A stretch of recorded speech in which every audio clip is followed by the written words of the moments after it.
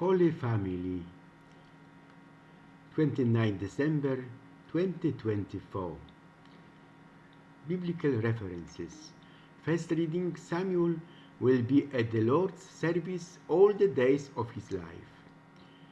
Psalm, blessed are the inhabitants of your house, O Lord. Second reading, we are called children of God, and so we are. First letter of John. Gospel according to Luke, Jesus' parents find him among the doctors of the law. The mystery of Christmas itself is not a poetic episode from the life of Jesus. Certainly, human imagination has given a surprising human dimension, while the very simple sentences of the Gospel are very simple indeed. To such an extent that we risk forgetting or remaining silent about the mystery of the Incarnation at this moment in our history, this presence of God in His Son who becomes man. Now, this child, fragile at the beginning, is the guarantee of the future. Like every child, his life, like every life, will be a message whose every revelation must be heard.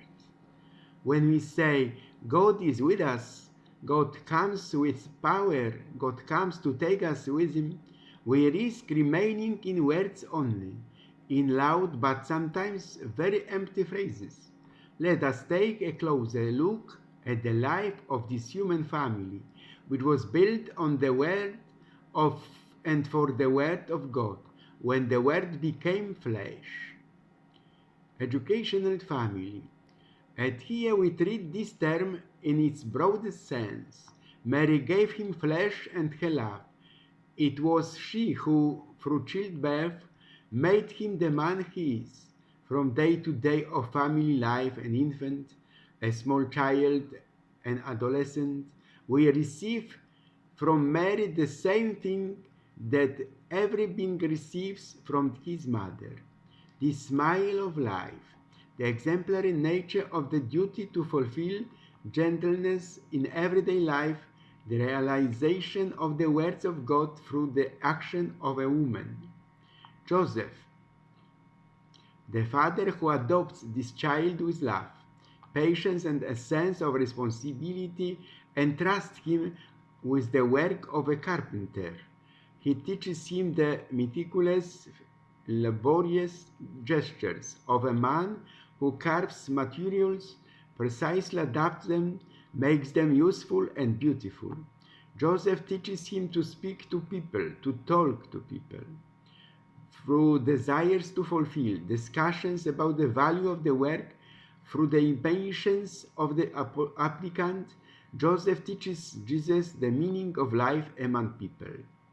In the evening, as a family, as a child, a teenager, a young person finds himself among his parents, with his cousins. They talk, rejoice, grieve over the death of a loved one. In this way, Jesus participates in the life of the family of Mary and Joseph, and through his family, in the life of everyone around him. This is the Holy Family, and not what some colorful romantic scene imagined by 17th or 18th century painters might suggest.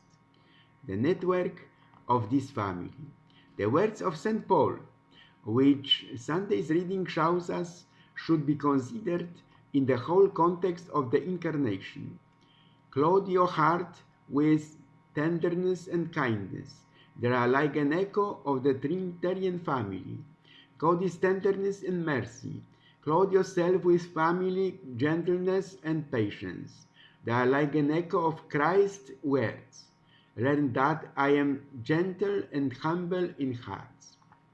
Between the pure Mary Joseph, who gave everything, and Jesus, the expression of God, God who is love, the words of St. Paul take on their full meaning. Above all, let love be that which creates unity in perfection. This family is not closed in a rigid seriousness. Each of its members, Jesus, Mary, Joseph, live in mutual and cordial trust. We see this when Jesus remains in the temple at the age of 12. Mary is nervous. This attitude of Jesus is astonishing and extraordinary. Why have you done this to us? Your father and I were distressed and troubled, looking for you. And the child enters into the plan of God, his Father, and into the plan of his human family at the same time. He was subject to them. He places himself, as it were, under them. He is submissive. We also see him at the wedding in Cana. Mary knows her son well. She knows what she can ask him, but Christ places this family relationship in God's plan of salvation. This must happen in my days. But having said this, he yields to his mother's request. We certainly have few precise facts that enlighten us about the lifestyle that every Jewish family in Nazareth had to maintain, and lived by the unique beings in gift that each made of himself and which he carried out day after day. The family is open, hospitable, joyful. Mary's Magnificat was not just and exclusively a song of joy. She undoubtedly sang this song many times, and that is why she entrusted it to an evangelist as the basis of her entire life with God. With psalm, hymns, and noble praises, sings your gratitude to God in your heart. Jesus himself did not come to diminish joy, but on the contrary to exalt it. It was not without reason that he told his apostles in this discourse he gave them after the Last Supper, I tell you this so that your joy may be full. The advice that St. Paul gives to our families cannot only be read, but must be read in the light of an introductory sentence. Whatever you say and whatever you do, let it always be in the name of the Lord Jesus Christ. Let all live and realize this family life in the Lord, whether wives or husbands or children or parents. These instructions then take on an entirely new dimension, an entirely different scope, an entirely different meaning. Let the words of Christ dwell in you in all its richness. So St. John tells us that if he were to write down all the miracles that our blessed Lord has performed, the world would not be large enough to contain the books. Only once in his life did he curse anything, and that was the day when he saw a barren fig tree that did not bear fruit in its season, and therefore did not enjoy the thrill of monotony. There must inevitably be a thrill in the pursuit of any goal or fixed purpose, and herein lies the ultimate reason for the romanticism of repetition. There too runs the dividing line between true Christianity and modern paganism.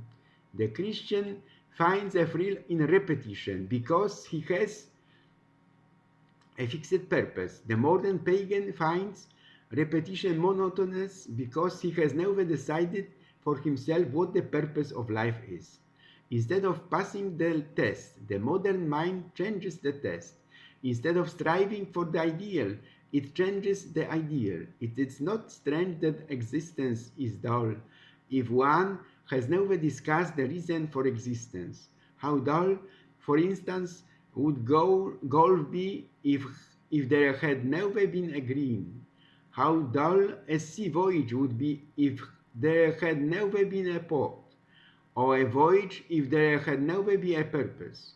Because the modern mind has never decided the purpose of life, neither the purpose of existence nor the reason for existence, but like a pennant in the wind has changed with every gust of doctrine and suggestion, it is inevitably forced to find life dull, dreary, and monotonous. Warmest wishes.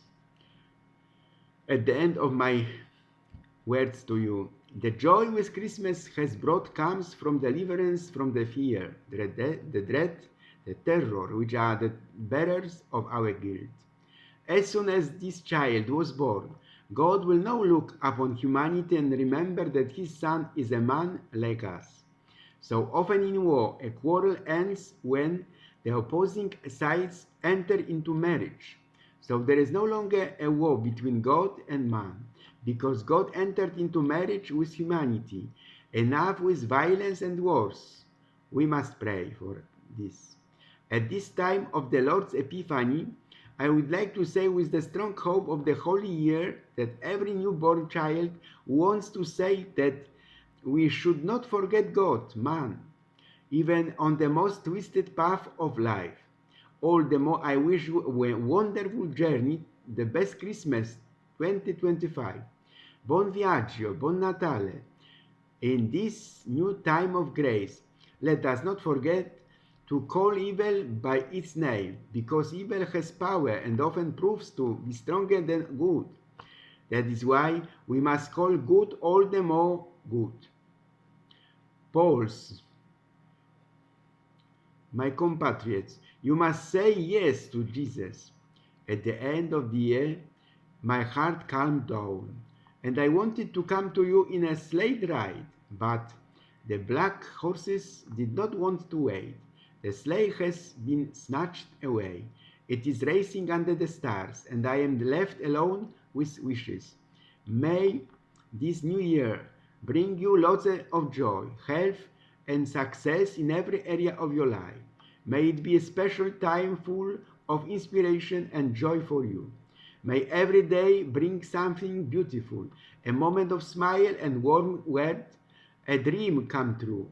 I wish you health that will allow you to enjoy life, strength to overcome all difficulties, and an open heart that will accept every joy that fate gives you. May the closeness of your family and friends cheer you up, and may your dreams find their way to fulfillment. May each of your days be filled with joy, and may moments spent with your loved ones bring you peace and a sense of security. May you never lose faith in yourself, and may adversities of fate be treated as challenges that lead to even greater successes.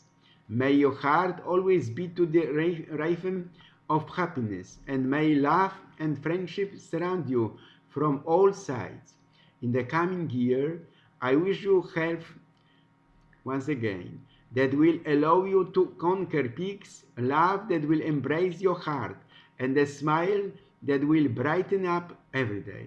May the new year bring you many reasons to be happy, wonderful surprises, and beautiful memories. I wish you the courage to reach for your dreams, the strength to overcome difficulties, and the wisdom to appreciate every moment.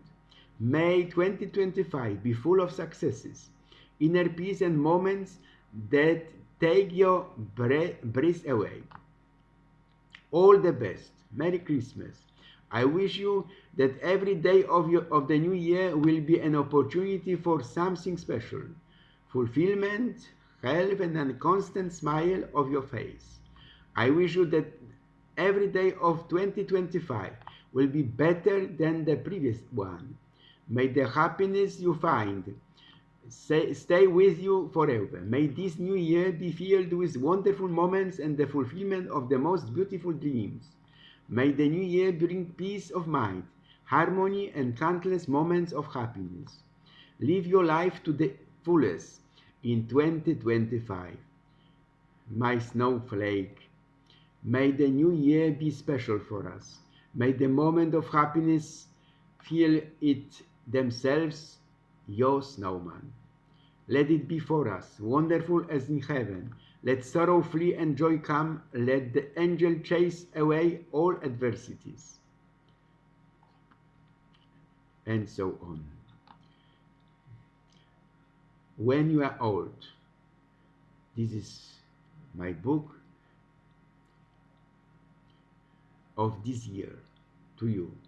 When you are old and gray and full of sleep, and nodding by the fire, take down this book, and slowly read and dream of the soft look your eyes had once, and of the shadows deep. How many laughed your moments of glad grace, and laughed your beauty with love false or true. But one man loved the pilgrim soul in you, and loved the sorrows of your changing face, and bending down beside the glowing bars, murmured a little sadly how love fled, and paced upon the mountains overhead, and hid his face amid a crowd of stars. With best wishes, Father Stanislav.